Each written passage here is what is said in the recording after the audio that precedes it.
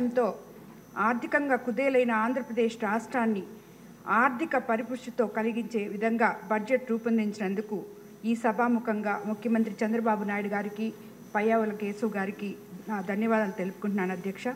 ఇన్ని ఆర్థిక ఇబ్బందుల్లోనూ రాష్ట్ర పునర్నిర్మాణానికి పునాది వేసేలా ఈ బడ్జెట్ రూపొందించడం చాలా గొప్ప విషయం అధ్యక్ష.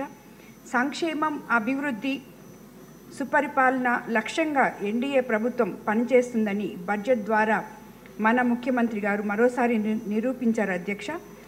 వెనుకబడిన తరగతుల సంక్షేమానికి బడ్జెట్ కేటాయింపులు చేయడం ద్వారా బడుగు బలహీన వర్గాల అభ్యున్నతికి సీఎం చంద్రబాబు గారు ఎంతటి ప్రాధాన్యత ఇస్తున్నారో అర్థమవుతుంది అధ్యక్ష. విద్య, వైద్యం, వ్యవసాయం, పంచాయతీరాజ్, జల వనరులు, రహదారులు అభివృద్ధి, పెన్షన్లు, ఐటీ, ఎస్సీ, ఎస్టీ, బీసీ, మహిళా సంక్షేమానికి ఉదారంగా కేటాయింపులు జరిపి అభివృద్ధి పట్ల ప్రభుత్వ నిబద్ధత నిరూపించుకున్నారు అధ్యక్ష. ముఖ్యంగా అధ్యక్ష, ఈ బడ్జెట్ మహిళా సంక్షేమానికి చాలా పెద్దపీట వేశారు అనడానికి మనం అతిశయోక్తి కాదు అధ్యక్ష. మహిళలందరూ మన ముఖ్యమంత్రి చంద్రబాబు నాయుడు పక్షాన ఉన్నారు అనడానికి ఒక చిన్న ఉదాహరణ అధ్యక్ష. ముఖ్యమంత్రి గారు మనల్ని అందరినీ వెళ్ళి పెన్షన్ ఇవ్వడానికి మనం ప్రతి నెల వెళ్తున్నాం అధ్యక్ష. 4 నెలల నుంచి మనం చెప్తున్నాం, మనకి గత ప్రభుత్వం చేసిన ఖజానా ఖాళీ చేసిన దానివల్ల మనం అన్నీ చేయలేకపోతున్నాం. సూపర్ 6 పథకాలు ఒకటొకటి చేసుకుంటూ వస్తున్నామని చెప్పి మనం చెప్పుకుంటూ వస్తున్నాం. మొన్న 1వ తేదీ మేము పెన్షన్ ఇవ్వడానికి ఒక ఇంటికి వెళ్ళినప్పుడు ఒక 2 మహిళలు 2 పురుషులు ఉన్నారు అధ్యక్ష. ఒక ఆమె అడిగింది అధ్యక్ష, ఆమె ఇల్లు కోసం అడిగింది.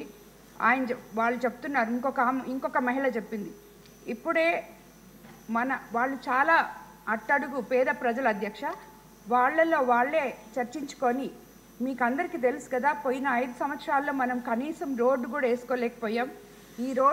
ఈరోజు రోడ్డు వేసుకుంటున్నాం. మనం 3,000 పెన్షన్ నుంచి ఒకేసారి 4,000 మనకి పెన్షన్ వస్తుంది. అది చూడండి, ఇదే మాదిర మనకి చంద్రబాబు నాయుడు గారు ఏదైతే చెప్పారో ఎన్ని తప్పకుండా చేస్తారు అని చెప్పి చంద్రబాబు నాయుడు గారు సంపద సృష్టించి మనకి ఈ రకంగా మన సూపర్ 6 పథకాలు కానీ ఏవైనా కూడా ఆయన చెప్పిన మాట నిలబెట్టుకుంటారు అని చెప్పి ఆ మహిళలు అక్కడ మాట్లాడుకోవడం జరిగింది అధ్యక్ష. దానివల్లే మనకి మహిళలు అండగా ఉన్నారు, మనం వాళ్ళకి అండగా ఉన్నాము అని చెప్పి.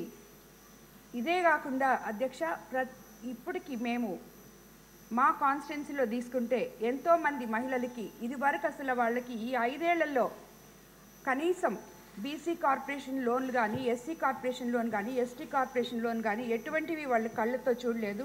ఆల్రెడీ మనం ఎస్సీ కార్పొరేషన్ లోన్స్ మొన్న ఇవ్వగానే వాళ్ళు వాటితో వాళ్ళ జీవనోపాధి సృష్టించుకోవడానికి వాళ్ళు ఎంతో సంతోషపడ్డారు అధ్యక్ష.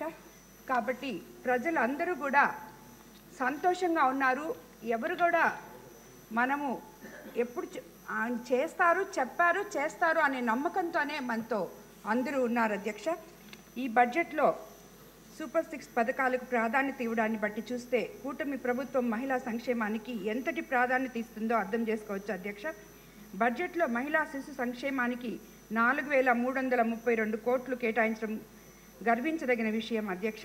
సూపర్ 6 హామీల్లో భాగంగా ఇప్పటికే దీపం పథకం కింద ఉచితంగా గ్యాస్ సిలిండర్లు అందిస్తున్నాం. ఈ బడ్జెట్లో తల్లికి వందనం పథకానికి కూటమి ప్రభుత్వం 9,407 కోట్లు కేటాయించింది అధ్యక్ష. మే నెలలో ఇంట్లో ఎంతమంది పిల్లలుంటే అంతమందికి ఈ పథకం వర్తింపజేస్తున్నారు అధ్యక్ష. ప్రభుత్వ ప్రైవేట్ స్కూళ్ళు కాలేజీల్లో చదువుతున్న 1 నుంచి 12 తరగతి విద్యార్థుల వరకు 15,000 జమ చేసి ఆర్థిక ప్రయోజనం కలగనుంది అధ్యక్ష. ఎన్నికల హామీలో భాగంగా చంద్రబాబు నాయుడు గారి ప్రభుత్వం అంగన్వాడీ ఆశా వర్కర్లు ఎన్నాళ్ళుగానో ఎదురు చూస్తున్న గ్రాట్యుటీ చెల్లింపులకు శ్రీకారం చుట్టింది అధ్యక్ష. ఈ నిర్ణయంతో రాష్ట్రంలోని 42,752 ఆశాలకు లబ్ధి చేకూరుతుంది అధ్యక్ష. 30 ఏళ్ల పాటు సర్వీస్లో ఉన్న ప్రతి ఆశా కార్యకర్త గ్రాట్యుటీ కింద 1.5 లక్షల రూపాయలు లబ్ధి పొందుతున్నారు అధ్యక్ష. అంగన్వాడీల గ్రాట్యుటీ చెల్లింపు కోసం 2025-26 బడ్జెట్లో 60 కోట్లు కేటాయించారు అధ్యక్ష. అంగన్వాడీల నిర్వహణకు 878 కోట్లు కేటాయించడం ద్వారా వాటి బలోపేతానికి సహకారం అందించారు అధ్యక్ష. ఆశాలు అంగన్వాడీ కార్యకర్తల తరపున గౌరవ ముఖ్యమంత్రి గారికి ప్రత్యేక కృతజ్ఞతలు తెలియజేసుకుంటున్నాను అధ్యక్ష. అదేవిధంగా సింహపురి జిల్లాకు మాకు ఈ 2025-26 ఆర్థిక బడ్జెట్లో సింహపురి జిల్లా అగ్రస్థానంలో నిలిచారు అధ్యక్ష. జిల్లాకు చెందిన సాగునీటి ప్రాజెక్టులకు భారీగా నిధులు కేటాయించిన ప్రభుత్వానికి కూడా సభాముఖంగా ధన్యవాదాలు తెలుపుకుంటున్నాను అధ్యక్ష. తెలుగు గంగ ప్రాజెక్టుకు బడ్జెట్లో 345 కోట్లు కేటాయించారు. సోమశిల జలాశయానికి 266 కోట్లు కేటాయించడం జరిగింది. ఇందులో 150 కోట్లు భూసేకరణకు కూడా కేటాయించారు. సింహపురి యూనివర్సిటీకి 20,53 లక్షలు కేటాయించారు. ఈ నిధులతో కొత్త పరిశోధనల తోడ్పాటు అందించడంలో సంతోషం కలిగించే అంశం అధ్యక్ష. అలాగే రామాయపట్నం పోర్టుకు 100 కోట్లు కేటాయించారు. అన్నదాత సుఖీభవ కింద సింహపురి జిల్లాలో 1.77 లక్షల మంది రైతులకు 247 కోట్లు పంపిణీ కాబోతున్నాయి అధ్యక్ష. అలాగే తల్లికి వందనం పథకం కింద జిల్లాలో విద్యార్థులకు 350 కోట్లు ప్రయోజనం చేకూరనుంది అధ్యక్ష.